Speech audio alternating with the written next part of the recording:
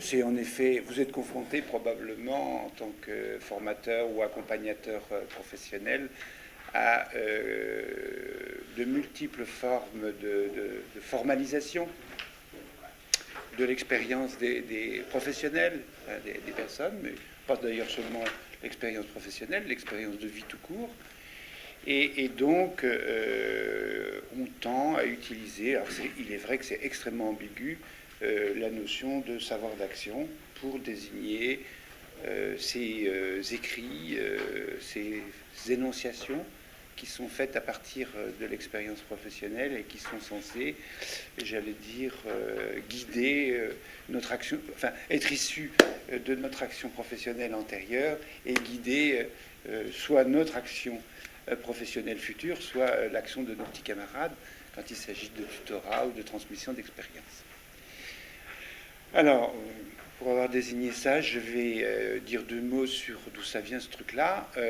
Bon, on est dans un labo à plusieurs là, et André en fait partie, où on est très intéressé, parce que par obligation, par tout ce qui tourne autour des rapports entre formation et travail, ou formation et activité professionnelle. Hein, et l'expérience est au cœur de cela. Et nous avons travaillé sur toutes les nouvelles formes de formation, utilisant le travail à des fins de formation. Alors on a fait un livre qui peut vous être utile d'ailleurs, qui s'appelle Situation de travail et formation, Paul me le rappelait tout à l'heure, où on fait des distinctions subtiles du style formé à partir des situations de travail, formé dans la situation de travail, puis le troisième je l'oubliais, mais et par la situation de travail, merci. Et donc ça vous donne une vue d'ensemble de ce qu'on appelle les nouvelles formes de formation. En gros, qu'est-ce qui se passe? C'est que pendant longtemps, les actions éducatives se sont faites selon le mode de l'enseignement, c'est-à-dire de la transmission de savoir. Après, on est passé à une culture, à partir des années 60 environ, à ce qu'on appelle une culture de la formation, et vous devez être au cœur de ça, c'est-à-dire quand on organise des espaces spécifiques pour centrer sur l'apprenant, transformation de capacité, en vue de transfert en situation professionnelle, ça c'est l'espace de la formation. Là on est passé dans un troisième monde qui se développe de plus en plus, qui est la culture de la professionnalisation ou du développement de compétences. C'est-à-dire comment faire en sorte que les interventions éducatives accompagnent l'activité réelle, ne précèdent pas, l'accompagnent. Hein, comment peut-on, rendre, la grosse question qui nous est posée, c'est comment peut-on rendre formatif, le plus formatif possible, notre activité Donc, les bouquins dont je parlais tout à l'heure, c'est ça qui traite. Donc, il y en a deux qui peuvent vous intéresser, c'est ça qui vous intéresse, et le bouquin qui s'appelle Situation de travail et formation. Et puis, donc, celui-là, qui est plus récent. Les deux sont des bouquins collectifs, et celui-là est davantage centré sur les savoirs d'action dont nous allons parler aujourd'hui. Hein. J'attire votre attention sur le fait que vous êtes susceptible d'y trouver plusieurs types de choses. D'abord des cas, des études de cas, d'énonciation de savoir d'action. Je vais revenir sur la définition. Hein.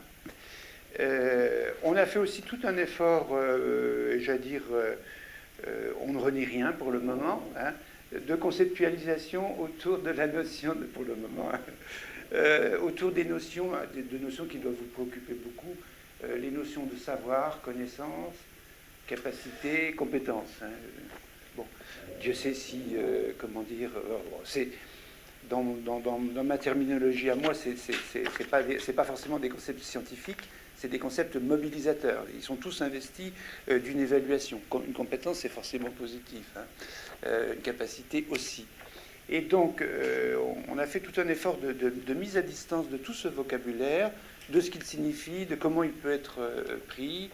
Pour vous donner un seul exemple, la notion de savoir, quand on fait de la formation, en principe, on produit des savoirs. Quand on fait de la recherche, on produit des savoirs aussi. Alors, il y a un petit problème. Hein. Si, dans les deux cas, on produit des savoirs, ça veut dire que le mot savoir est ambigu. Et je veux dire, s'il est ambigu, c'est pas hasard, c'est des ambiguïtés fonctionnelles. Hein. Peut-être que ça sert à quelque chose que ça soit ambigu. Donc on a fait tout un effort dont je ne pourrais pas parler cet après-midi, ou marginalement, de conceptualisation des notions de savoir, connaissance, capacité, connaissance, mais sous la forme de mise à distance. Hein. En gros, ce qu'on dit, c'est qu'il ne peut pas y avoir une approche scientifique des compétences, mais il peut y avoir une approche scientifique des définitions sociales de la compétence. Vous voyez toute la différence. Hein. Et on a fait aussi un petit effort de théorie de l'activité. Qu'est-ce qu'il y a derrière tout ça ? Quels sont les liens entre activité de communication, celle dans laquelle je suis visiblement en ce moment, l'activité de pensée, on peut souhaiter que j'en ai une en ce moment aussi, et puis l'activité de transformation du monde physique et social. Les 3/4 des activités professionnelles sont des mélanges de tout ça. Voilà, j'en ai fini pour les petites intros, c'est pour situer le... Hein, c'est donc issu de travaux de recherche collectifs, ce que je vais vous raconter. Alors, pour en venir à la notion de savoir d'action, on vous propose donc une définition qui serait la suivante. Alors, je la prends dans son énoncé, tel qu'on le trouve dans le livre, je vais le simplifier, hein, mais c'est lorsque il y a des situations de communication par des praticiens, alors on dit des acteurs, hein, par des praticiens, mais qui du coup deviennent des énonciateurs. C'est-à-dire c'est les gens qui font, qui disent ce qu'il faut faire. Hein. Donc, des situations de communication par des praticiens énonciateurs, d'énoncer, ça veut dire, c'est pas seulement mental, c'est écrit ou c'est verbalisé, relatif à la génération de séquences actionnelles nouvelles, c'est-à-dire quand ces énoncés sont relatifs à qu'est-ce qu'il convient de faire dans une situation donnée pour arriver au résultat qu'on veut bien poursuivre. Hein. Et ces énoncés, je vais avoir l'occasion de dire, sont considérés comme inédits. Alors c'est un travail très complémentaire du travail d'Eliane, qui elle aussi travaille sur les savoirs d'expérience, mais plus collectifs. Hein. Là, ils sont considérés par ceux qui les énoncent comme des inédits. C'est les trucs qu'on a trouvés soi, hein, et qu'on communique aux autres. Les trucs qui se font pas forcément en formation, mais qui se racontent dans les rencontres entre professionnels, praticiens, et qui permettent de débloquer bien les situations. Je suis persuadé d'ailleurs que j'en ai eu une expérience il n'y a pas une heure, qu'en matière d'ordinateur, ça passe beaucoup par des énoncés de cette nature. Hein. Ça se fait beaucoup par des... Alors, non seulement ils sont énoncés par les gens qui ont agi, qui ont trouvé des trucs, vous voyez la notion de truc, hein, et qui considèrent que, que c'est efficace. Bon, le gros mot qu'on a trouvé, Paul était dans cette recherche, c'est le « ça marche ». C'est-à-dire, ouais, ça marche. Je fais ça, ça marche. Et, c'est donc considéré comme efficace par les gens eux-mêmes. Ça va? Alors, je vais donner deux exemples. L'un qui est précisément tiré d'un travail de Paul. Il faut rendre à César ce qui est à César. Il a travaillé, je parle sous ton contrôle, en l'occurrence, il a travaillé plus particulièrement avec les masseurs kinésithérapeutes. Et le boulot d'un masseur kinésithérapeute, en principe, c'est d'appliquer la prescription du médecin. En tout cas, le prescrit social, c'est ça. Bon. Et quand ils se voient entre eux, ils disent, eh ben, il faut prolonger, il faut que je cite exactement, hein, utiliser le début du traitement comme occasion d'ajustement pour actualiser le diagnostic fondateur des modalités du traitement. C'est-à-dire se servir du début du traitement pour prolonger le diagnostic du médecin, c'est-à-dire quelque chose qui n'est pas légitime en toute rigueur, hein, mais dont on s'aperçoit que c'est une nécessité et qu'on se transmet entre masseurs kinésithérapeutes pour agir. Hein. Alors vous trouverez des tas d'exemples de ce type dans le bouquin que voici. Hein. Et merci, notre éditeur vous remercie, comme on dit. Mais on a eu des exemples assez marrants, du style, je ne sais pas si tu te souviens, Paul, c'était Philippe qui avait trouvé ça, chez les agriculteurs, non, pas les vétérinaires, pour pouvoir faire avaler une pilule à un cheval, il fallait une vache, il fallait la gratter par là, enfin quelque chose comme ça. Bon, c'est évidemment pas des savoirs que, comment dire, on fait. C'est vrai? Les chevaux aussi. Bon, peu qu'importe. Hein. On murmure bien à l'oreille des chevaux, alors pourquoi pas. Hein. Et donc, voilà des exemples. Hein. Ça va? Hein. Donc, je vais attirer votre attention sur le fait que de tels, comment dire, cette histoire de trucs ou de savoir d'action se raccroche en fait à des choses qui sont à des formes de formation nouvelles, bon, dont les enjeux peuvent être différents chaque fois. C'est-à-dire, dans certains cas, l'enjeu, c'est d'abord un enjeu de communication, c'est-à-dire de transmettre à autrui.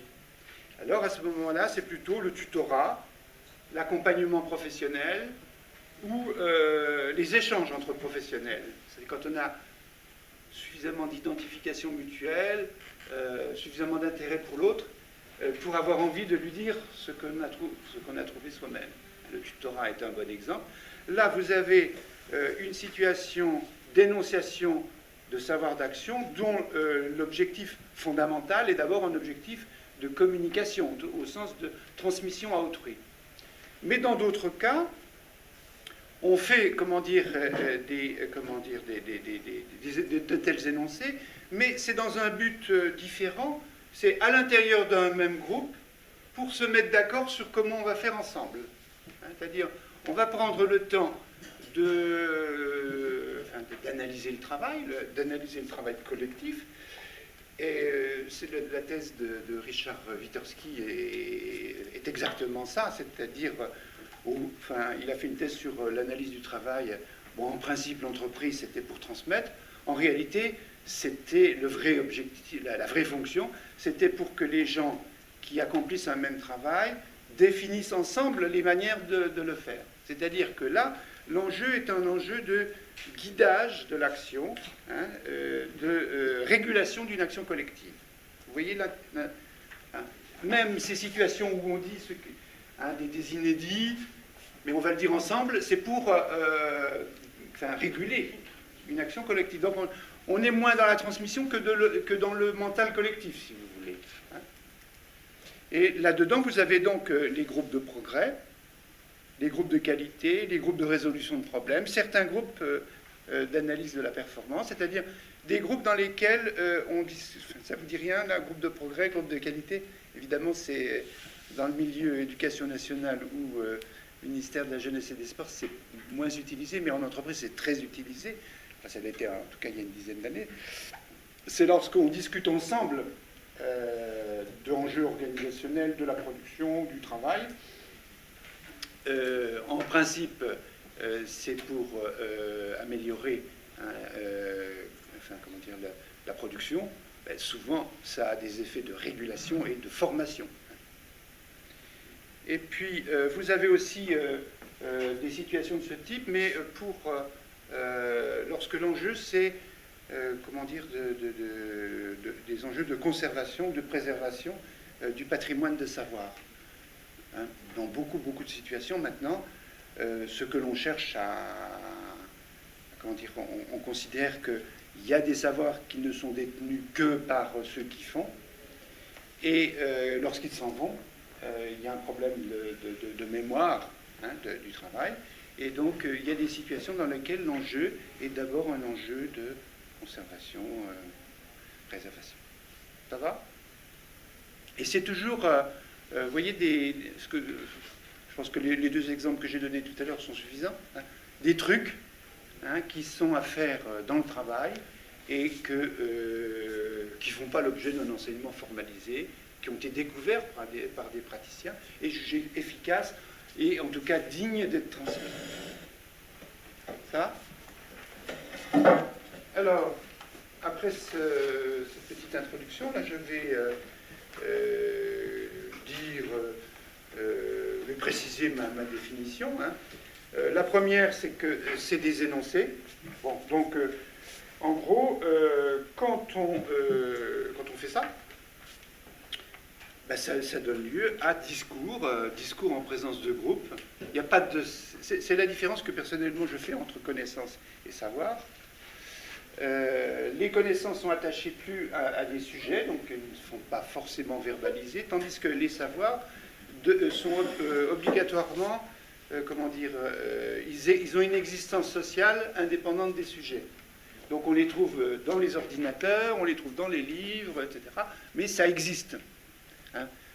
Comme on dit, scripta manent, c'est-à-dire ça, hein, les écrits restent. Ils ont une existence sociale distincte des personnes qui les énoncent ou qui les écrivent, etc.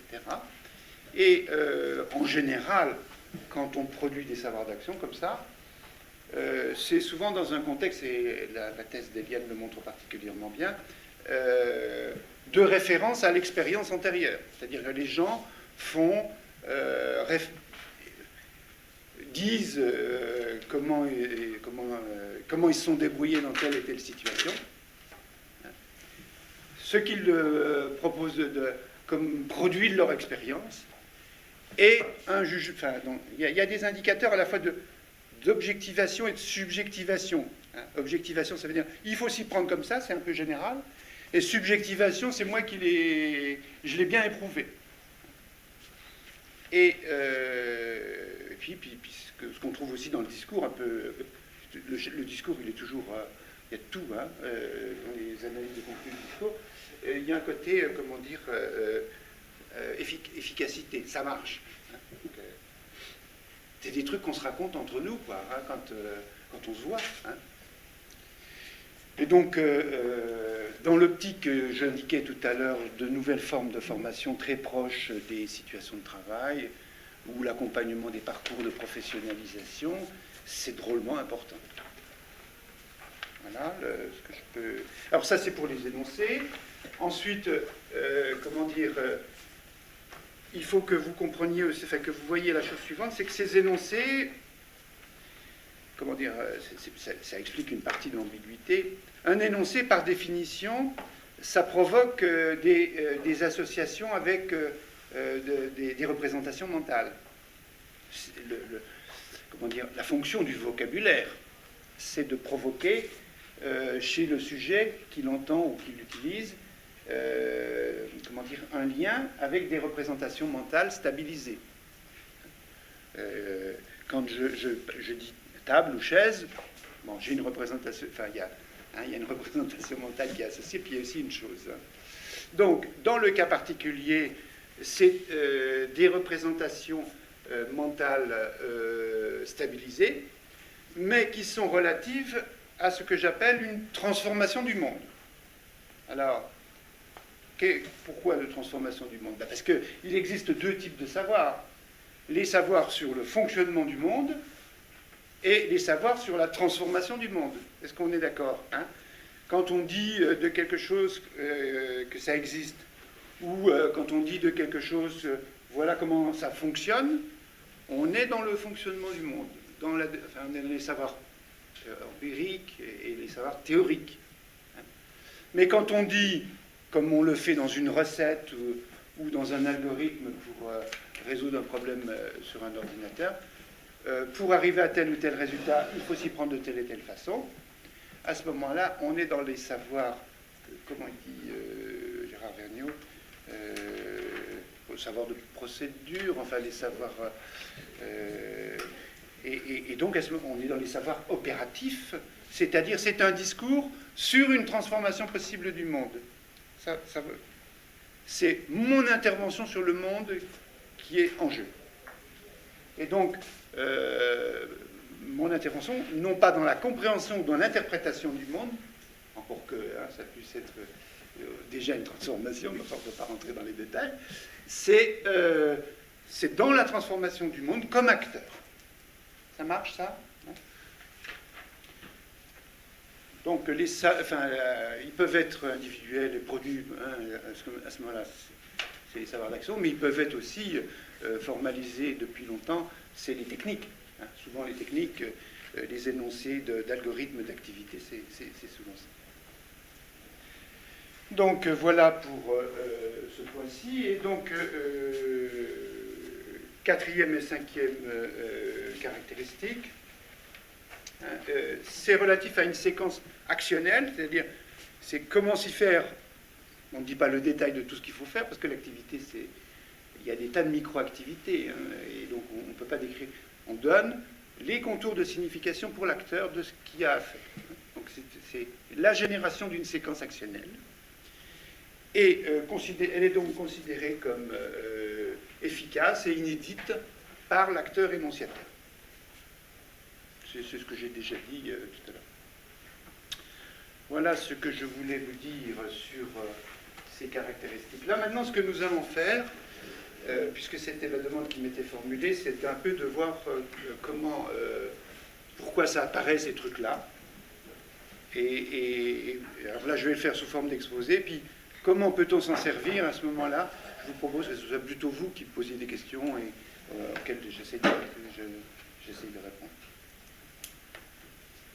Alors, pour nous aider là-dedans, vous pouvez vous servir du texte là qui a été photocopié. Merci. Et j'ai une méthode de travail qui est la suivante. Vous voyez, il y a une grande cohérence hein, dans les activités humaines. Elles sont très emboîtées, elles renvoient les unes aux autres, etc. Et vous avez donc la possibilité, quand on s'occupe de problèmes de formation, de nous interroger sur les grandes cultures d'organisation économique et sociale dans lesquelles ça apparaît, au niveau économique et financier, au niveau de l'organisation de la production, c'est-à-dire ce qui se passe au niveau du travail. Alors nous, on est plutôt dans la production de services, plus que dans la production de biens, mais c'est la même chose. Et au niveau de l'exercice des activités productives, hein, au niveau de la mobilisation des sujets humains, et donc au niveau pour en arriver à ce qui nous intéresse, hein, qui est donc la construction des sujets humains. La formation n'est jamais des manières d'intervenir dans la construction des sujets. Alors, je voudrais donc attirer votre attention. Alors, on va commencer par le truc le plus général, et puis ensuite essayer de décliner ça au niveau des formes que ça peut prendre. Alors, je voudrais attirer l'hypothèse que je fais qui est derrière tout ça, c'est que cette valorisation, enfin cette référence à l'expérience, à la compétence, à la professionnalisation, au savoir d'action, vous voyez, il y a toutes ces notions arrivent ensemble sur le marché. C'est extrêmement valorisé. On ne sait pas pourquoi c'est valorisé, mais c'est quand même très valorisé. Et donc, ce que je vais vous proposer, c'est une forme d'interprétation macroéconomique et macrosociale de pourquoi c'est valorisé. Et donc, je voudrais attirer votre attention d'abord au niveau économique et social d'ensemble. En gros, on est tous, j'allais dire, dans notre itinéraire de vie, la plupart d'entre nous sont à cheval sur deux grandes cultures économiques et sociales, je vais dire au niveau de notre vie. En gros, on a vécu un peu les années 60-70 et le mode d'organisation sociale, enfin 50, 60, 70, et le mode, pas tous, certes. Bon, je n'avais pas regardé sur généralisation qui... Hein, bon. Enfin, il y en a suffisamment, on nous a raconté suffisamment de choses sur les soi-disant 30 glorieuses et la situation économique dans laquelle nous nous trouvions à ce moment-là. Alors, je voudrais attirer votre attention sur le fait que la culture d'organisation économique et sociale des années 50, 60, 70 est une culture qui est, comment dire, que l'on peut caractériser,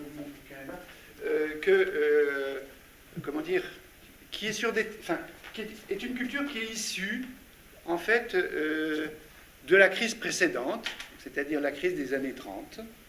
Je vous passe les détails. Crise très difficile, qui a vu naître ce qu'on appelle les politiques keynésiennes. Alors, les politiques keynésiennes, elles se caractérisent par le fait que la solution économique et sociale qu'on a trouvée à cette époque-là, et je veux dire c'est valable pour toute l'Europe, et même pour partie aux États-Unis avec la politique du New Deal, c'est de développer comment dire, le marché intérieur, c'est-à-dire donner suffisamment d'argent à ceux qui travaillent, à ceux qui produisent, pour alimenter les marchés intérieurs. Et donc, on a vu comment dire, une sortie de crise de ces années-là, développée sur un modèle économique et social qui est fondé sur trois caractéristiques, d'ailleurs, qui sont sur le... non, c'est l'inverse, en tout cas, qui sont dans la... première caractéristique, c'est une économie qui est fondée sur des produits. C'est-à-dire, la production n'est pas tirée par la demande, elle est tirée par l'offre. C'est-à-dire que il y a eu, parce qu'il y avait développement d'un marché intérieur, la possibilité de guider le développement économique et social par une politique d'offre. Et une politique d'offre de produits. Aujourd'hui, ce n'est pas du tout la même chose. Nous sommes dans dans une économie qui est tirée par la demande. C'est-à-dire on ne fait rien s'il n'y a pas une demande sur les marchés. Et ce qui se vend aujourd'hui, ça n'est pas des produits, c'est des services. Nous sommes rentrés dans une économie de services. OK ? Donc, première caractéristique de la culture économique et sociale des années 50, 60, 70, c'est ça. Hein. Deuxième, c'est donc une spécialisation en gros, la logique globale du système, c'est le progrès. Pour progresser, il faut, se spécialiser. Et donc, on a vu apparaître une division du travail extrêmement fine dans les entreprises. On a pensé que plus on spécialisait, plus on progressait Or, aujourd'hui, ça n'est plus du tout la même chose. Ceux d'entre vous qui ont un lien avec les entreprises ou les organisations sociales constatent que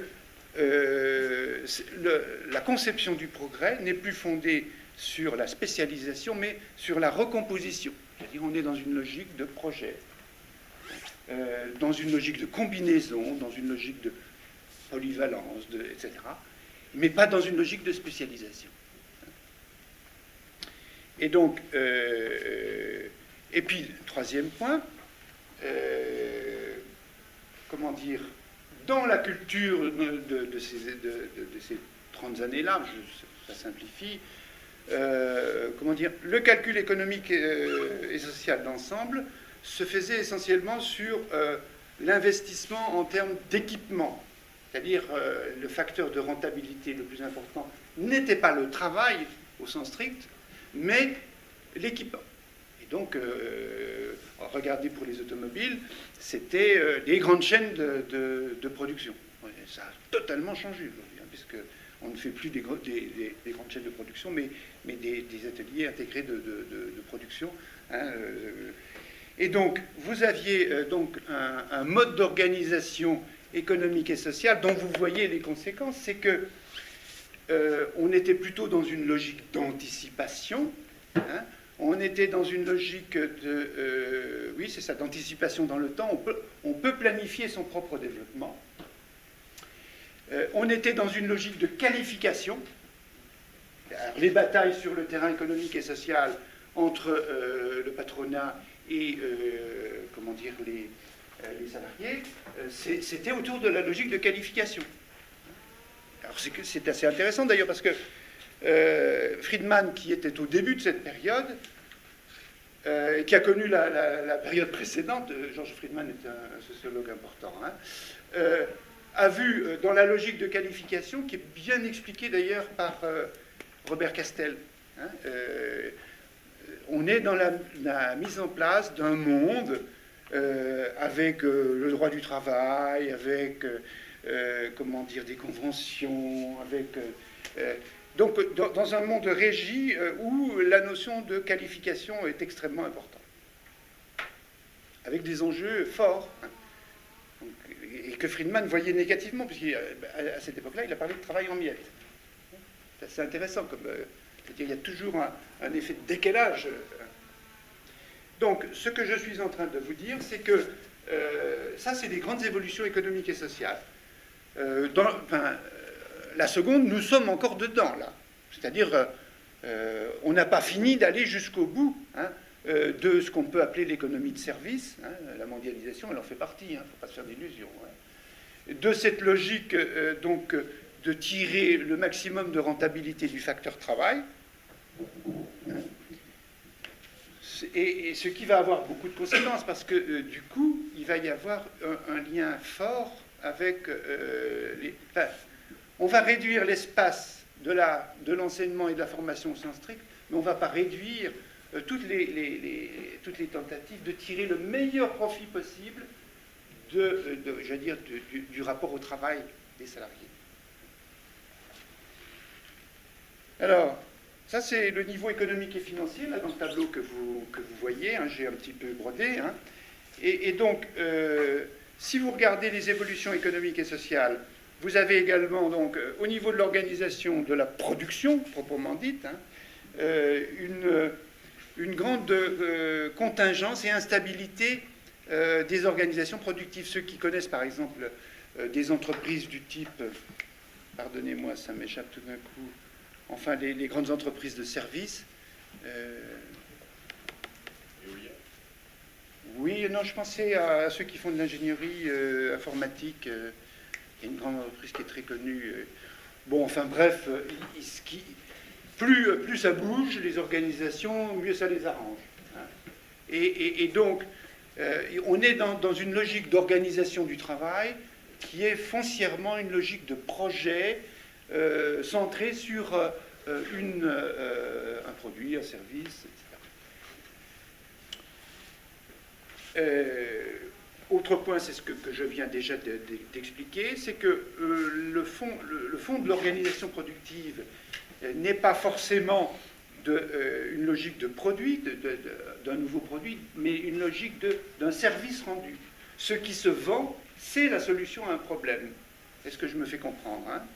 C'est-à-dire que ce qui devient moteur sur le plan, comment dire, économique et social, et sur le plan de l'organisation de la production, c'est faire en sorte que ce soit l'usage.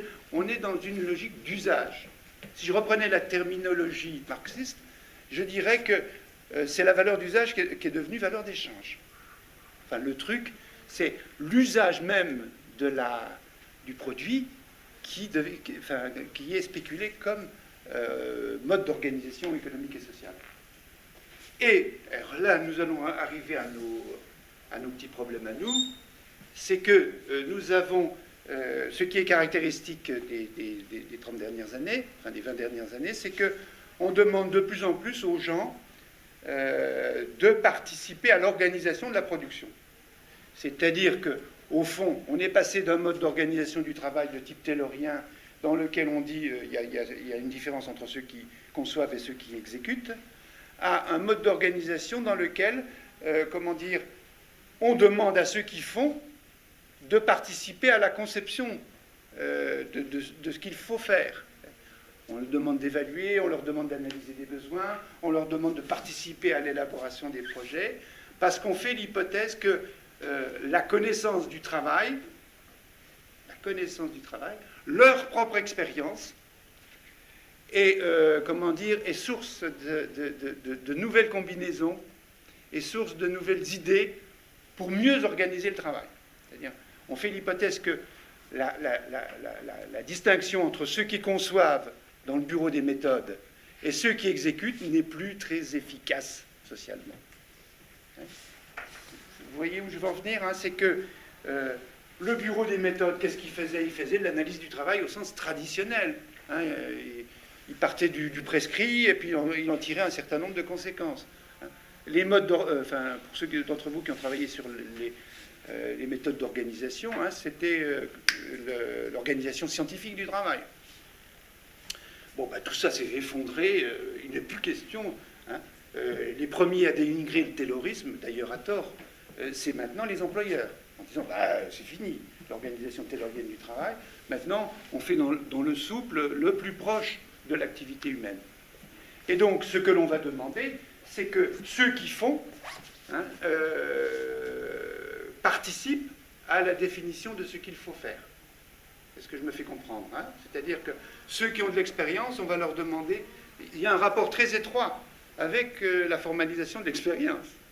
C'est qu'on va demander... Hein, il y a de nouvelles sources de productivité, de rentabilité, comment dire, à tirer de l'expérience hein, des personnes dans le travail. Hein. Ça se voit mieux dans l'industrie, mais c'est valable en général.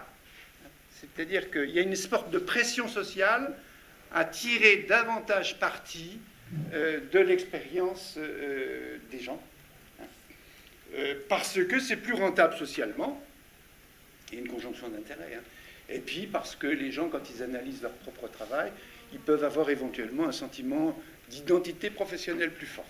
Hein.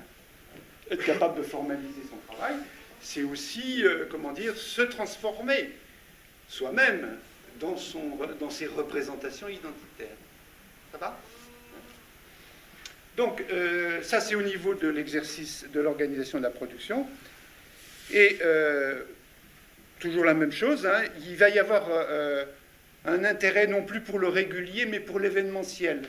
Hein, c'est-à-dire ce qui ne bouge, enfin, ce qui... dans le travail est singulier et nouveau, qu'on va être obligé de résoudre.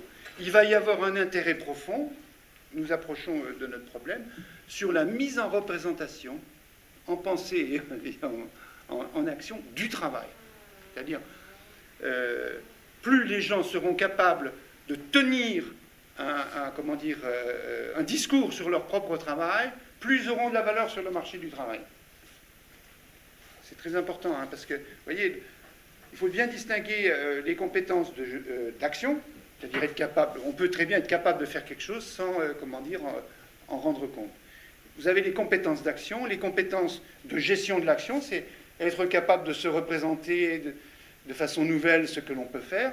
Et puis il y a les compétences de rhétorique de l'action, c'est-à-dire être capable de dire, de verbaliser et de transmettre à autrui ce que je sais faire. Et l'évolution que nous connaissons actuellement, elle va du côté des compétences de gestion et des compétences de rhétorique de l'action. De plus en plus, on demande sur le marché du travail hein, à être capable de, être l'ingénieur de sa propre pratique, le maître d'œuvre de sa propre pratique, et, j'allais dire, comme dans les professions libérales, être capable de tenir un discours sur son expertise. Autres évolutions, je suis un peu obligé d'aller vite parce que je suis obligé de partir à 15h, j'ai oublié de le dire. Non, bon, je pense que ça doit aller du point de vue oui, c'est bon, du point de vue des délais. Donc on est passé d'une logique de qualification à une logique de compétence. Maintenant, ce qui devient important, c'est la compétence dans sa souplesse. On va valoriser toutes les formes de gestion des compétences locales, non pas au niveau d'un grand service du personnel, mais au plus proche des gens eux-mêmes, et donc d'une manière générale à formaliser les ressources humaines. Donc valorisation non pas des savoirs et des capacités qui apparaissent comme caduques, mais rapidement caduques, mais la capacité à ce qu'on appelle les métacompétences, c'est-à-dire des compétences qui génèrent des compétences, c'est-à-dire la capacité à transformer soi-même ces compétences. Donc, et puis valorisation donc, de l'apprentissage en lien direct avec l'exercice de l'activité, et c'est là que cela nous intéresse, c'est que vont être valorisées toutes les formes d'apprentissage qui sont en lien direct avec la conduite même de l'action dans laquelle on est. Et donc, c'est les formes d'apprentissage en situation et qu'on est susceptible de transmettre.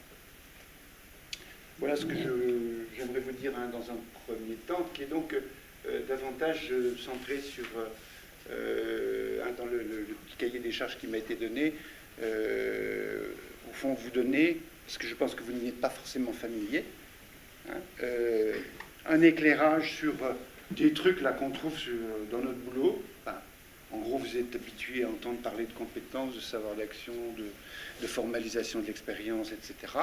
Ce que j'ai voulu vous présenter, c'est au fond un cadre économique et social qui explique, en tout cas qui peut expliquer cette pression sociale que nous avons sur ce point.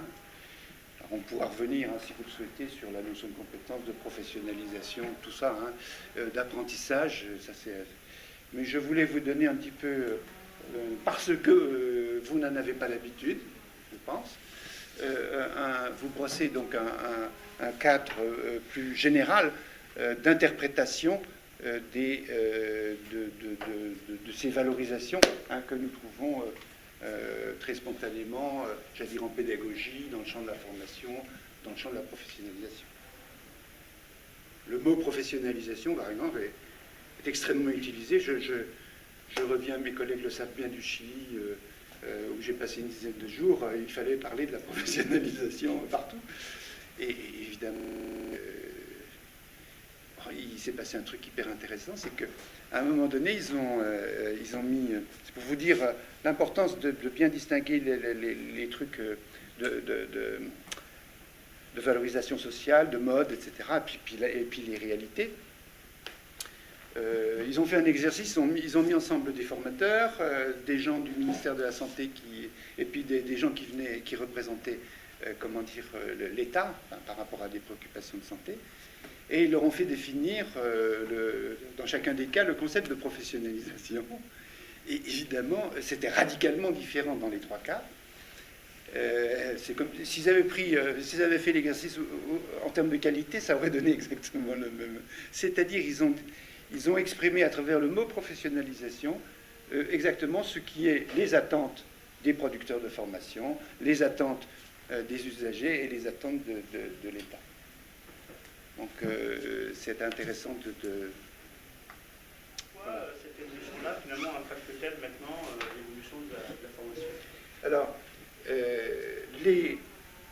merci de revenir là-dessus. En gros, il y a un lien fort entre ce que je disais tout à l'heure sur la culture de l'enseignement, la culture de la formation et la culture de la professionnalisation. En gros, l'ouverture de cette nouvelle période économique et sociale a déclenché une nouvelle manière d'intervenir sur le plan éducatif, qui est de parler non plus de formation et d'enseignement, parce que les savoirs et les capacités, c'est trop rigide, ça ne bouge pas assez vite. Et donc on est passé dans une logique de développement continu des compétences. Donc aujourd'hui, le discours social, il est très critique vis-à-vis des savoirs et des capacités. Il valorise la notion de compétence. Et donc, la conséquence, c'est que nous, sur le terrain de la formation, on va nous demander, on va nous imposer un vocabulaire complètement différent, qui est la notion de professionnalisation, la notion d'accompagnement professionnel, la notion d'accompagnateur, j'ai dit la notion de compétence, j'en oublie, hein, c'est-à-dire qu'on est mis en présence d'une obligation, d'une pression sociale à intervenir sur les sujets de façon complètement différente.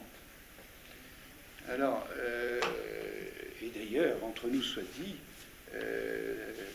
même les épistémologies bougent. C'est-à-dire qu'au jour d'aujourd'hui, pour rendre compte de cette transformation constante qui nous est demandée, hein, j'allais dire, l'épistémologie constructiviste, elle est impeccable. C'est-à-dire, vous voyez ce que c'est que les théories et les épistémologies constructivistes. C'est l'idée qu'on se construit tout le temps en même temps qu'on construit ses propres activités. c'est une idéologie, enfin, c'est pas qu'une idéologie, parce que je suis dedans alors, mais qui convient à ravir à cette nouvelle. Et donc, ceci explique la force des courants constructivistes actuels. Et imaginez qu'il existe aujourd'hui une GRH constructiviste. Un GRH, ça veut dire gestion des ressources humaines constructiviste. Qu'est-ce que ça peut bien vouloir dire, hein? C'est qu'on a requis des instruments de type épistémologique et théorique au service d'un projet social. Et donc, si vous voulez, le lien, tu fais bien de me demander d'y revenir, parce que j'ai développé plutôt la partie... c'est donc la pression qui nous est faite comment dire, de développer les compétences directement en situation de travail, en situation d'activité. Et la formalisation des savoirs d'action n'est jamais qu'un sous-ensemble de ce vaste domaine qui s'est ouvert. C'est-à-dire, la formalisation des savoirs d'action, c'est une manière de... ben oui, si les gens, comment dire, prennent la peine de se mettre en représentation de leur propre travail, de regarder comment ils faisaient avant, comment ils font maintenant, etc., ça développe ce que j'appelais tout à l'heure des compétences de gestion de l'action. Et s'ils savent le transmettre à travers la formalisation, l'énoncé de savoir d'action, à ce moment-là, bien entendu, ça développe ce que j'ai appelé tout à l'heure des compétences de rhétorique de l'action. Regardez quelque chose dont nous n'avons pas parlé, mais la VAE, c'est un bon exemple. La VAE, en particulier la VAE francophone, c'est d'abord, c'est moins savoir-faire que savoir parler de ce qu'on fait. Je ne sais pas si tu es d'accord avec ça, Paul, tu as travaillé un petit peu sur... c'est beaucoup ça quand même, c'est pas seulement ça, mais c'est bien...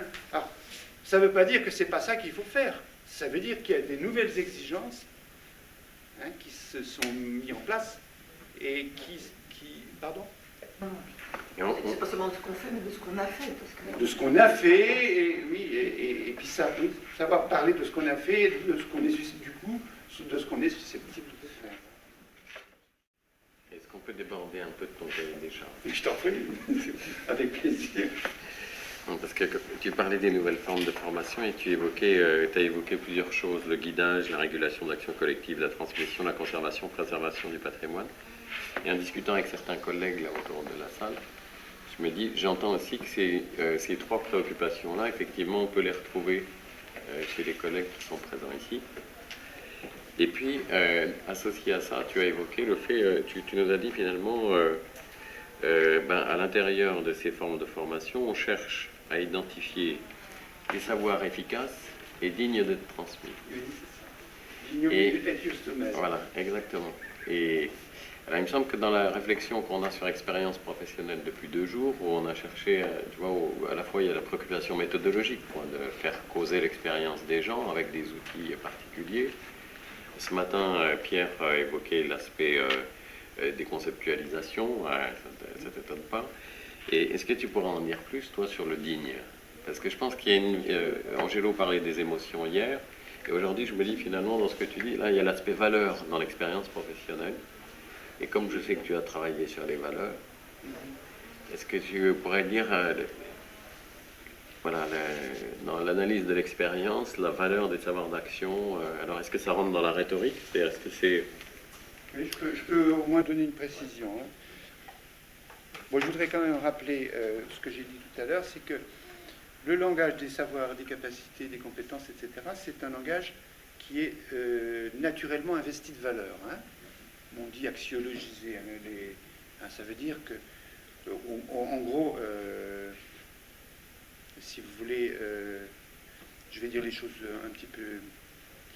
Un savoir, on croit que c'est objectif, c'est du dur, mais un savoir, c'est un jugement de valeur sur un énoncé. C'est-à-dire, dire d'une chose que c'est un savoir, ça veut dire que ça a de la valeur. On est d'accord? C'est-à-dire, un savoir... on croit qu'un savoir, c'est quelque chose d'objectif. C'est dire d'une chose que c'est un savoir, c'est porter un jugement de valeur sur cet énoncé, mais ce jugement de valeur, et c'est là que je vais répondre à ta question, va porter sur sa vérité ou sur son efficacité. Si le jugement de valeur, c'est de l'ordre de la vérité, à ce moment-là, on est plutôt dans le savoir sur le fonctionnement du monde, hein, c'est-à-dire sur l'interprétation du monde. Et si le jugement de valeur porte sur l'efficacité, à ce moment-là, c'est le plus souvent, c'est parce que c'est un énoncé relatif à une transformation du monde. Donc deux modes, hein, de déclinaison de la valeur. Hein, c'est donc valeur, c'est vrai, ça correspond à la représentation, le discours que vous tenez, ça correspond à l'état du monde. Donc on est bien dans un discours investi de valeur de vérité. Ça ne veut rien dire si ça l'est effectivement, c'est investi de valeur de vérité. Tandis que les savoirs d'action, ils ne sont pas vrais dans l'absolu, c'est pas ça qui nous intéresse. Leur valeur, c'est d'être efficace, c'est de permettre à ceux qui ont un objectif ou un enjeu de le réaliser en s'y prenant de telle ou telle façon.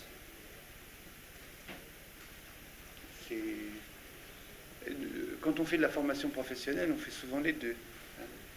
La formation professionnelle qu'on fait au CNAM, elle est comme traditionnellement assez équilibrée, c'est-à-dire on cherche à produire des savoirs sur les pratiques avant que les gens ne s'interrogent sur comment je dois faire. On a une espèce de culture d'analyser les pratiques, comment ça a fonctionné, nos propres pratiques, avant de définir soi-même ce qui serait bien de faire pour progresser. Hein. Et donc, il y a bien, comment dire, puisqu'une des questions qui est déjà, c'est les rapports avec la formation professionnelle, les savoirs d'action vont se situer plutôt dans la deuxième, c'est-à-dire comment changer le monde. Et comment dire quelle est la manière la plus efficace de changer le monde. Mais bien entendu, comme changer le monde, c'est toujours un enjeu d'acteur, tout le monde ne pense pas la même chose, les savoirs d'action ne sont pas forcément les mêmes selon la logique de l'acteur. C'est pas quelque chose de lisse. On est en période politique en ce moment. Les savoirs, bien sûr qu'il y a des savoirs d'action politique, c'est pas forcément exactement les mêmes selon les acteurs et les enjeux.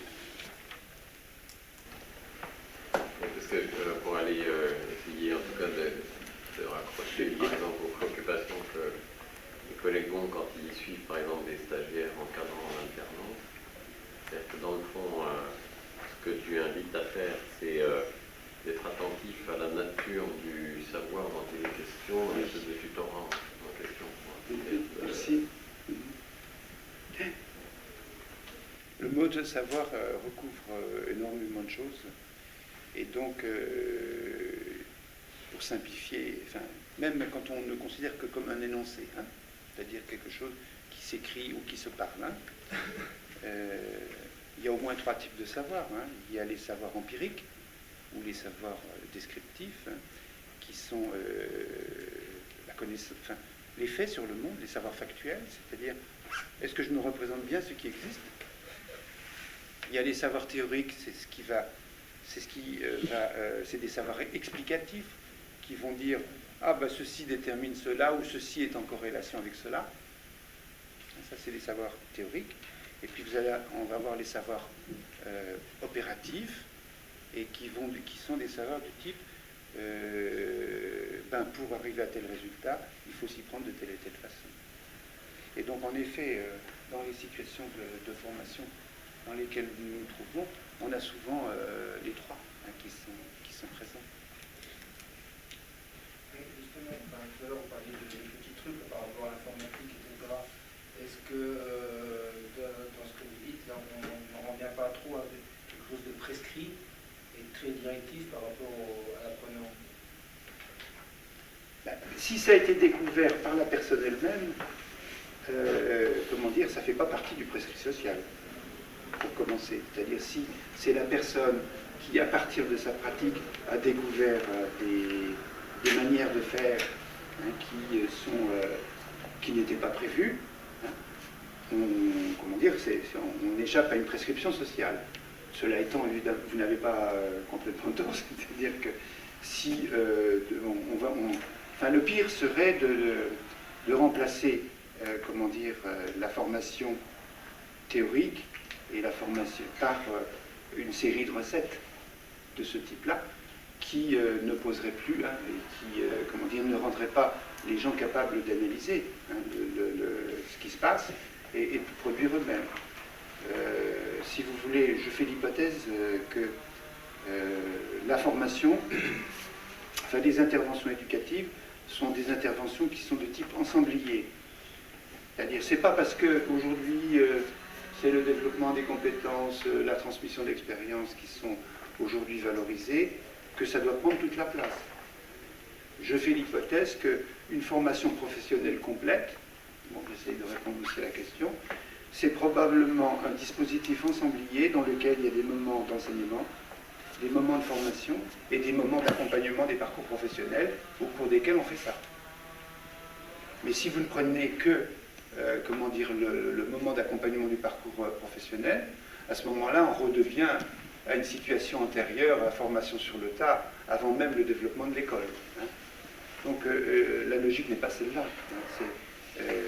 C'est bien entendu les dispositifs, regardez l'alternance, les dispositifs en alternance comportent le plus souvent des moments d'enseignement, des moments de formation et des moments d'accompagnement des parcours professionnels. Et c'est pas mauvais, enfin, d'ailleurs, distinguer, je parle des savoirs d'action, je ne suis pas en train de vous... je tiens un discours d'analyse, je ne suis pas en train de dire qu'il faut faire que ça. On est bien d'accord.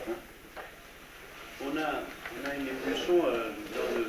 Bon, par les personnalistes qui sont dans le ministère des Sports, et il y a une évolution qui est très importante à l'heure actuelle, c'est une passé de référentiel de formation centré essentiellement sur une culture enfin, en tout cas dans les textes, sur l'enseignement, à plutôt une bascule sur justement une formation dans lesquelles justement probablement, je ne sais pas si vous allez parler avec mon analyse, mais probablement justement la culture de l'enseignement a été extrêmement diminuée, voire même à certains moments donnés, relativement minorée, peut-être de façon à certains moments peut-être abusive. La question que je me posais moi, c'est à un moment donné effectivement est-ce que les logiques d'accompagnement professionnel ne sont pas une possibilité, une voie aussi pour finalement compenser cette disproportion qu'il peut y avoir sur vraiment le fonctionnement purement opératif à un moment donné, et rebâtir des nouvelles formes de formation à partir de l'action, mais justement en entraînant des logiques d'analyse réflexive sur l'action, réintroduire une nouvelle manière de... Est-ce que finalement d'accord, c'est peut-être ensemblier, mais j'ai l'impression moi que l'activité de formation telle qu'on la vit à l'heure actuelle, elle est en train de complètement se bouleverser parce qu'on n'est plus sur... globalement, il y a un effondrement de la logique applicationniste, de la théorie, qu'on va mettre en pratique. Et maintenant, la pratique, elle devient de plus en plus au centre de la formation. Et tout le problème est de savoir quoi faire avec cette pratique et comment la faire fructifier en termes d'expérience. Et justement, donc, cette nouvelle notion d'accompagnement professionnel, je pense que c'est peut-être probablement une voie alternative à un moment donné qui peut permettre de réarticuler en fait des logiques d'enseignement, de réflexion, et de théorisation, mais pas de théorisation a priori, mais théorisation de sa propre pratique concernant de la théorie.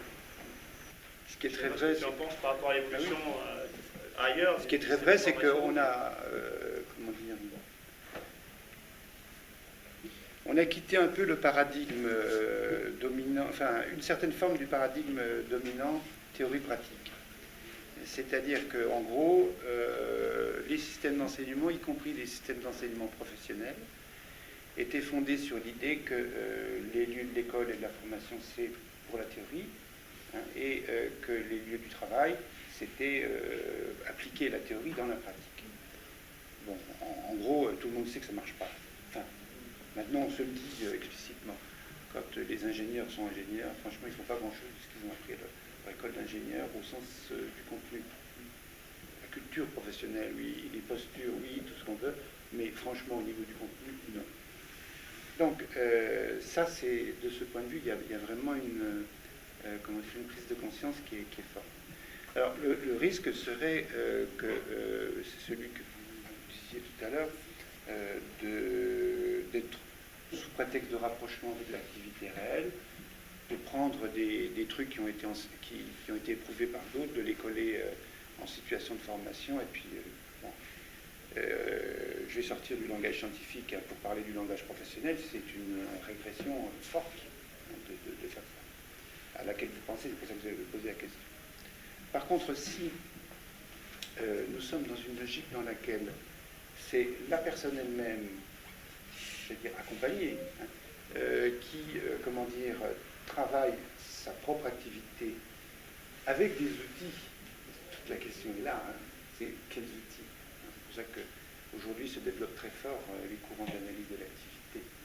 Il y en a, en France en particulier, il y a 4 ou 5 écoles, donc on a besoin une fin incroyable d'outils d'analyse de l'activité. Ça pose de problèmes parce qu'on ne fait pas bien la différence entre analyse de l'activité pour la formation et analyse de l'activité pour la recherche. Mais en tout cas, ça se développe. C'est incroyable. Nous, au CNAM, on est particulièrement bien placé pour connaître cette demande-là. Alors, je voudrais dire que le postulat de cette attitude, c'est que c'est le sujet lui-même qui analyse son activité, qui va produire justement, de nouveaux savoirs d'action, de nouvelles représentations sur ce qu'il faut faire, etc. Donc, d'une certaine façon, on est bien dans la demande que tu viens de dire. Mais je voudrais attirer l'attention, et Marie-Laure est là, sur le fait que, ça aussi, il faut prendre de la distance. Si vous voulez, en gros, ça a l'air très, très, très sympathique, l'accompagnement. C'est aide à toute croissance, si je puis dire. Mais ça relève de quelque chose dont je n'ai pas parlé, parce que je ne peux pas parler surtout d'un petit temps comme ça, d'un mouvement social qui est la prescription de subjectivité. L'injonction de subjectivité. Soyez autonomes. Vous voyez, soyez sujets, nom de Dieu. Soyez engagés. Soyez engagés. Si vous voulez, le prescrit a changé. C'est plus des prescrits d'activité, c'est des prescrits d'engagement d'activité. Et c'est pour ça que votre chat est malade. Et oui, c'est difficile d'engager ça. C'est-à-dire que ça crée de nouveaux stress au travail, ça. Regardez le nombre de gens qui, en ce moment, c'est d'actualité, se suicident. Ces prescriptions de subjectivité ne sont pas complètement contrôlées et analysées par les sujets. Et donc, du coup, ça ajoute des types de souffrances et de douleurs particulières. Alors, bon, ça dépend des lieux, hein, mais donc il faut bien dire, voir, hein, la figure de l'accompagnement est une figure différente. Enfin, en gros, avant, il y avait l'enseignant, hein, détenteur et transmetteur de savoir. Après, il y a eu le formateur qui était organisateur de situations d'apprentissage. Vous suivez mon regard. Hein. Et maintenant, c'est l'accompagnateur, la figure dominante. Hein. C'est ça. C'est ça qu'on nous demande, hein, beaucoup. Et donc, je crois qu'il faut se professionnaliser à l'accompagnement. Là, je reprends le langage professionnel. Impossible de ne pas se professionnaliser à l'accompagnement professionnel. Il y en a qui vivent ça comme une déprofessionnalisation. C'est une grosse erreur. Hein. J'ai l'habitude maintenant des publics de formateurs. Quand on leur demande de formateurs de passer à accompagnateur, c'est comme s'ils avaient perdu leur identité professionnelle. Non, je ne crois pas. Mais donc il faut bien se professionnaliser à l'accompagnement professionnel, mais ne pas être dupe. Hein. L'accompagnement professionnel, c'est une nouvelle forme de prescription de la subjectivité. Et j'allais dire, dans notre métier de formateur, on doit être capable tout à la fois de formateur professionnel. C'est vraiment ça, le cœur de mon idéologie professionnelle, si je puis dire.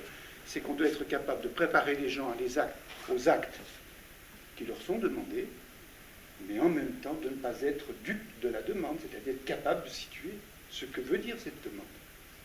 Pour aller, oui, par rapport à ce que tu disais, sur l'évolution entre peut-être le brevet d'État et le BP, moi j'ai le sentiment qu'au préalable on était plus sur on enseignait le métier d'éducateur sportif, et puis à un moment on nous a demandé de former, alors j'utilise le terme volontairement, des techniciens de l'animation sportive. Et je pense qu'en ce moment on vit une période un petit peu difficile où effectivement il y a peut-être des formateurs qui se disent mais au-delà de former au poste opérationnel, c'est aussi une culture du métier, on est ici sur un métier de transmission éducative, etc. Et peut-être qu'effectivement ça perturbe beaucoup de gens parce que déjà ils n'ont pas réussi à changer de posture, c'est-à-dire qu'avant ils étaient beaucoup enseignants, là on leur demande d'être formateurs, donc déjà c'est un changement très fort. Et oui.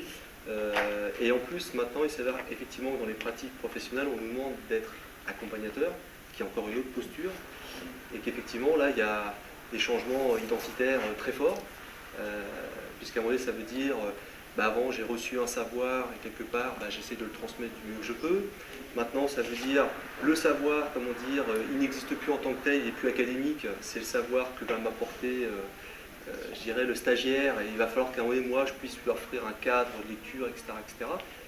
Et moi, pour ça j'aime bien utiliser un peu une phrase qu'utilisait un de mes profs à la fac quand il parlait de la différence entre l'enseignement et la formation. Il disait que c'était à la fois la pratique du savoir ou le savoir de la pratique. Et effectivement, je pense qu'on c'est ce qui est en train de s'opérer avec le BP. C'est-à-dire qu'avant on avait effectivement la pratique du savoir, c'est-à-dire que en fait, on offrait du savoir aux stagiaires et puis ils le mettaient en pratique. Et maintenant, il faut qu'on les aide à fabriquer du savoir à partir de leur pratique. Et ça, c'est quelque chose, qui renvoie, des fois, en plus en tant que formateur, à des représentations, on en parlait tout à l'heure, à des représentations de métiers qui sont différentes. C'est-à-dire que c'est là qu'on va se rendre compte que finalement, on n'a peut-être pas tous la même appréciation du métier d'éducateur sportif. Et c'est très compliqué après à mettre en œuvre en termes de formation. Donc ça fait bouger des lignes très fortes. Je suis tout à fait d'accord avec et si je peux juste pour dire que le risque, parce que ça ne veut pas dire que tout le monde fait mal son travail, mais le risque c'est qu'effectivement l'éducateur sportif devienne demain un technicien, c'est-à-dire capable de réagir à telle situation parce que peut-être il aura une série de petits trucs qui marchent. Et qui font qu'il les adaptera dans des situations. Et il faut pouvoir avoir la capacité de lui faire prendre du recul en lui disant mais tu te situes sur un métier beaucoup plus large que celle qui consiste à animer quelque chose qui apporte satisfaction à ta clientèle et à ton employeur, mais tu es aussi sur un métier de transformation, puisque tu es censé, au travers d'un support quelconque, viser une transformation d'individu. Et ça, aujourd'hui, moi je ne le perçois pas dans le BP, et on voit bien que la difficulté des formateurs à se positionner par rapport à ça, c'est qu'il y a vraiment un changement de paradigme qui a des incidences très fortes en termes de posture de formation. Il y a quelque chose qui n'a pas changé, au-delà de ces différentes cultures, c'est la référence à la notion d'apprentissage quand même. C'est-à-dire, si on essaie de faire un effort pour définir la notion d'apprentissage, c'est une transformation d'une routine d'activité valorisée. C'est-à-dire, soit par le sujet lui-même, soit par l'environnement.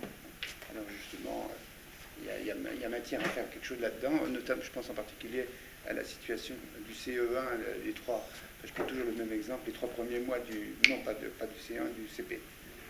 C'est hyper intéressant de réfléchir sur la valorisation sociale dans ces situations-là, vu du côté du sujet, vu du côté etc. Donc ça, si vous voulez, à la différence de l'action sociale, à la différence de l'action culturelle, l'intervention éducative, elle est ordonnée à l'apparition, à la survenance d'apprentissage au sens défini, au sens qu'on vient de le dire. Mais on ne sait pas ce qui se passe chez les sujets, franchement, personne n'en sait rien. Alors on est obligé d'imaginer comment ça se passe. Et donc, on imagine toujours que mais ça réfère à la culture de l'enseignement, que la séquence principale, c'est transmettre et s'approprier. Ça, c'est typique de la culture de l'enseignement. Et c'est vrai aussi dans l'enseignement professionnel. C'est-à-dire, même les grands, les grands ouvriers, vous savez, les gens du 19e siècle qui ont hyper valorisé la culture ouvrière, etc., Agricole, Perdiguier et quelques autres, étaient dans une logique, dans cette culture de l'enseignement. C'est-à-dire, il y a bien des savoirs, il faut transmettre. Et je donnerai quelques exemples, et puis bon, leur tour. Ça, on est vraiment dans la logique, on conçoit, parce qu'on a besoin d'imaginer comment ça se passe. Hein. Et donc, on est dans une logique, ils doivent s'approprier. On sait bien que ça n'est jamais qu'une hypothèse, parce qu'il y a beaucoup de gens qui ne s'approprient rien, et en plus, en réalité, ils ne s'approprient pas, ils construisent du sens. C'est totalement différent, à partir de ce que j'ai dit. Vous ne vous appropriez pas forcément ce que j'ai dit, mais si vous construisez du sens, qui n'est pas celui que j'ai voulu, qu'importe, du moment que ça construit du sens. Dans le cas de la... Alors ça c'est vraiment, mais c'est une figure qui a dominé, y compris, l'autodidaxie, l'enseignement professionnel, les trucs les plus pratiques. Hein, c'est pas que l'école au sens théorique. Hein. La culture de la formation, hein, qui a critiqué, comme c'est pas permis, les premiers en disant mais c'est des enseignants, ils pensent qu'au savoir, etc. Bon. Ils sont vus comme organisateurs de situations d'apprentissage. Et donc, l'idée, c'est... Les gens savent déjà, alors que dans le monde de l'enseignement, les gens ne savent pas. Hein. En espagnol, puisque je reviens de là-bas, alumno, c'est sans lumière, l'élève. Hein. Et puis l'élève, c'est pareil. Donc, c'est ce qui ne sait pas. Nous, dans la culture qui est probablement commune... Nous, on est... les gens savent déjà quelque chose, l'important, c'est de construire quelque chose. Mais on espère le transfert. Et le transfert, ça marche qu'une fois sur deux. Il faut les conditions du transfert, etc. Mais c'est encore une imagination que ça transfère. Franchement, on n'en sait rien. Mais on investit, la société investit, on passe du temps dans les stages, etc., en espérant les bénéfices d'un transfert. Et la troisième situation, elle est fondée sur une hypothèse foncièrement différente, qui est qu'on peut à la fois changer l'acteur et l'action, l'opérateur et l'opération, le praticien et la pratique. C'est-à-dire que, mais à la différence de la vieille formation sur le tas, on organise ça socialement. Hein, on construit de nouveaux artefacts, on va faire des trucs et des machins, on va faire des accompagnateurs, des tuteurs, des hommes projets, des hommes et des femmes projets. On va mettre en place vous voyez ce que j'appelle des artefacts, c'est-à-dire des trucs qui sont socialement quand même investis, hein, mais on va les installer directement en situation d'activité pour les raisons qui ont été dites tout à l'heure, parce qu'on fait l'hypothèse que ras-le-bol du travail prescrit, c'est le travail réel qui nous intéresse. Et si on veut vraiment travailler sur le travail réel, alors c'est le sujet lui-même qui doit travailler sur le travail réel. Et c'est à ces conditions-là que, ça aussi c'est un savoir, c'est une hypothèse, c'est à ces conditions-là qu'on produira quelque chose comme du développement de compétences. Le risque est donc qu'on forme à l'arrivée que des gens opérationnels, techniciens. Oui, si on faisait que ça. Hein. Je répète, parce que là je suis à cheval entre deux. On parlait de la pression sociale, moi j'identifie. Ouais. Merci de dire ça. Ce dont je vous ai parlé, c'est beaucoup de la pression sociale. Hein. Vous regarderez le petit truc que j'ai mis, c'est valorisation sociale. Hein. On a besoin d'outils pour comprendre les pressions sociales qui s'exercent sur nous. Hein. Si on travaillait sur le travail réel, à ce moment-là, il faudrait faire de la théorie de l'activité, mais là, il est un peu tard. Il y a une façon de la réflexion, mais... Oui, non, mais une remarque forme de témoignage, en fait, parce que ça rejoint bien un certain nombre de choses que vous avez dit. Il se trouve que pour le ministère Jeunesse et Sport, j'ai été amené j'ai été nommé expert à la Commission nationale des certifications professionnelles, sur un groupe de travail autour de la réforme de la nomenclature des niveaux de formation. Vous savez, on est aujourd'hui sur une référence à une nomenclature 67-69, qui est une nomenclature qui était bien dans une logique du commissariat au plan, etc., qui était de dire, alors celle de 67 étant en référence au diplôme de l'éducation nationale, celle de 69 renvoyant indirectement au niveau de l'éducation nationale. Donc une des missions de la CNCP, c'est de remettre à plat ça. Et vous savez que dans cette commission, il y a des employeurs, des salariés, des institutions, etc. Donc c'est un lieu de dialogue social.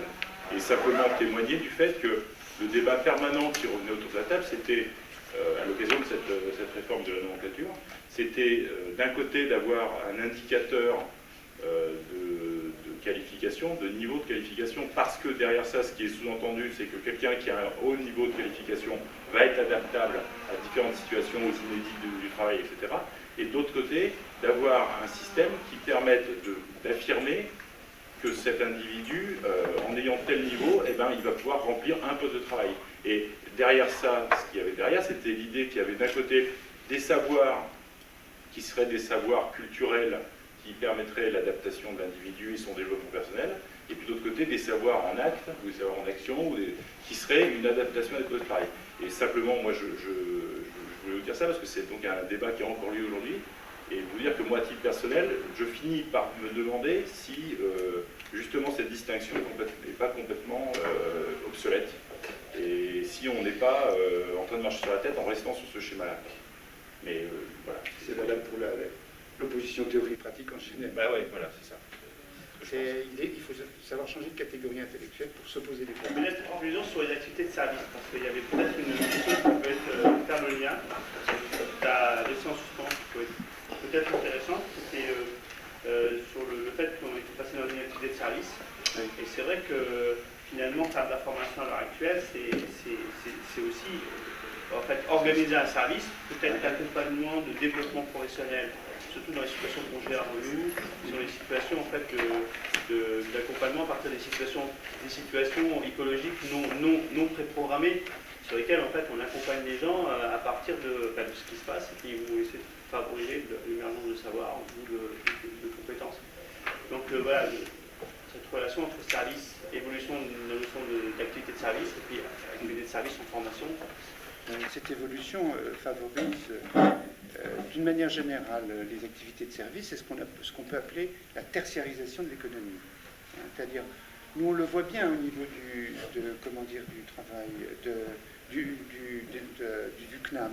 Le CNAM, il avait 12 départements scientifiques et techniques, non 10, et puis deux départements tertiaires. Maintenant, il a 2 départements scientifiques et techniques et 2 départements tertiaires. Et il y a une réintroduction dans la formation d'ingénieurs d'activités tertiaires. On est dans une logique de service. C'est particulièrement vrai du département dans lequel nous travaillons. Et je veux dire que ce qui s'est développé beaucoup, ça va dans ton sens, c'est les activités d'intervention sur autrui. Parce que l'ergonomie, le travail social, la formation des adultes, c'est changer quelque chose chez les sujets. J'ai vraiment pas le temps de développer. Mais c'est dans tous les cas. Et donc, quelque part, on est dans une logique changer quelque chose chez les sujets pour changer quelque chose dans l'activité. On est vraiment dans une logique qui n'est plus celle ordonnancée autour du produit qui se vend, mais du service, mais aussi du service qui se vend.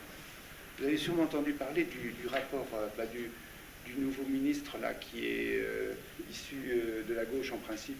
Je ne sais plus comment il s'appelle. Non, Kouchner, oui. Je parle des sérieux. Jaillet, non, oui, ça. Il a produit avec un autre un rapport sur l'économie de l'immatériel. Et donc, l'idée, c'est de marchandiser, ou de prendre conscience de la marchandisation de l'ensemble des activités immatérielles. Donc là, c'est très cohérent. Hein. Je ne suis pas sûr d'être d'accord avec ce qui est dit dedans comme conclusion d'en tirer, mais probablement d'interprétation, oui. Et donc là, bon, ça a dû vous sembler lointain, mais vraiment, mon détour par l'histoire de la culture économique et sociale, mais qu'est-ce que ça marche? Vraiment.